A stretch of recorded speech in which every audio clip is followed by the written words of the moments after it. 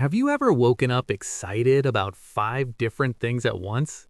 And by evening, you feel guilty for not finishing even one. One month, you're learning guitar like your life depends on it. Next month, you're watching coding tutorials till 3 a.m. Then suddenly, psychology books, photography gear, urban gardening tips, philosophy podcasts, and every single time you switch, that same voice inside your head starts again. Why can't you just pick one thing and stick to it? If that inner argument sounds way too familiar, you are not broken. You are not lazy. You are not a failure. You might actually be wired for something much bigger. Stay with me till the end, because today we're going to look at the real psychology behind having too many interests, why it feels so painful sometimes, and why in 2026, this exact trait is becoming one of the most powerful advantages a person can have. If you've ever felt scattered, confused, or even ashamed of your curiosity, this video is going to change that feeling. Let's start right now. First, let's go inside your brain and see what is actually happening there. People who collect interests the way you do usually have very high trait curiosity. This is not just liking new things. It is a stable personality characteristic backed by research in Nature Neuroscience. When a new topic appears in front of you, your dopamine system fires stronger than average. That rush you feel when you discover something fresh, that is your brain saying, this could be useful. This could help you survive. This is not random. This is evolutionary wiring. For most of human history, humans who could quickly pick up many different skills had a much higher chance of staying alive. Knowing which plants were safe to eat, how to build shelter in different climates, how to read animal tracks, how to negotiate with other tribes, how to make tools from whatever was around. In a dangerous and unpredictable world, that broad curiosity was life-saving.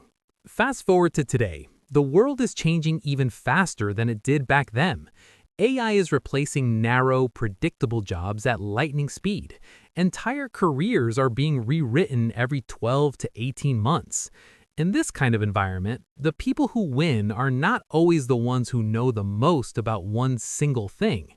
They are the ones who can learn anything fast, adapt quickly, and connect unrelated ideas in ways specialists never see. Does that already feel a little different from what you've been telling yourself? Now, let's look at the science that proves it. David Epstein's book, Range, brought together decades of research. He showed that people with broad experiences, people we call generalists or polymaths, actually outperform narrow specialists in complex and unpredictable fields. Why? Because they develop something called far transfer, the ability to take knowledge from one area and apply it somewhere completely unrelated. A musician notices rhythm patterns that suddenly help debug code. A gardener understands living systems and uses that thinking in project management. A writer who studies psychology creates characters that feel more real. Your brain is not just collecting random facts. It is building a huge web of mental models. And the more models you have, the more creative solutions you can create. Philip Tetlock ran a 20-year study on forecasting accuracy. He found that the best forecasters in the world were not the deep domain experts. They were people who drew knowledge from many different fields and stayed mentally flexible. They were willing to change their mind when new evidence came. That is the exact thinking pattern that naturally grows when someone has many interests. Are you beginning to feel a little proud of that part of yourself yet? But let's be honest, it does not always feel good. Society has been telling us for decades that success comes from specializing early, picking one lane, going very deep. Schools reward depth. Parents reward focus. Job interviews reward a clean, straight career story. So when your path looks more like a messy scribble, it is very easy to feel like something is wrong with you. You start a new interest with fire in your chest, lose momentum after a few months, and then the inner critic wakes up. You're lazy, you're flaky, you'll never finish anything, you'll never be good at anything. That voice is loud because the world still worships the specialist myth, the surgeon who knew since age 10, the programmer who coded since middle school. But that story is becoming less true every year. The emotional cost is heavy. Constant context switching without structure spikes cortisol. Unfinished projects sit there like silent accusations. Imposter syndrome keeps repeating that everyone else has their life figured out, while you're still trying to choose a direction. Many people with high curiosity also score higher on neuroticism or sensitivity traits. They feel the disappointment more deeply. The same wiring that gives you pattern recognition and creative combinations can also make you your own worst critic. Have you ever felt that weight sitting on your chest? That moment when you ask yourself, am I ever going to get my life together? Now let's turn that question around. What if the reason you can't pick one thing is because you are not supposed to pick one thing? In a world where entire professions can disappear in months, the ability to learn fast, pivot fast, and connect unrelated knowledge is becoming the rarest and most valuable skill on the planet. Look at history's most innovative minds. Leonardo da Vinci moved between painting, anatomy, engineering, invention. He didn't choose one lane. He built bridges between lanes.